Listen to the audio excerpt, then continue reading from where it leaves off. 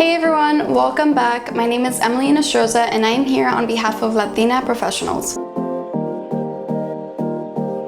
In today's video, I will be sharing 5 quick tips on how to network during COVID-19. With COVID-19 and all that is going on in the world, networking has just become a little bit more difficult, so I really hope that these tips can help you. Let's jump right into the video with tip number 1, and that is to just check in. By checking in, I mean simply reaching out to somebody to see how they're doing. Usually when you think of the term networking, you think of trying to gain something out of it or trying to develop a business relationship or get an internship or full-time job. But a very important part of networking is simply about developing a relationship. So when you reach out to somebody, make sure to ask them how they are doing. Let them know of how you're doing and how your progress has been. Try to focus on fostering that relationship and showing that you genuinely care, especially right now with all the different things that are going on. If you can reach out to somebody to simply ask how they are doing, I'm sure that it will be very memorable and they will highly appreciate it. Tip number 2 is to focus on giving more than receiving. As I've mentioned earlier, networking is all about developing relationships that are going to be mutually beneficial. So whenever you're networking, think about that two-way street. Think about not only how they're going to help you, but also how can you potentially help them. You want to focus on building genuine relationships because that is ultimately what will last longer and what will help you further down the line. Tip number 3 is to be patient. With COVID-19, you got to keep in mind that people's lives and jobs are much different now than what they were before. Many professionals are at home with their families, they may have lost their job, they may be starting a new job,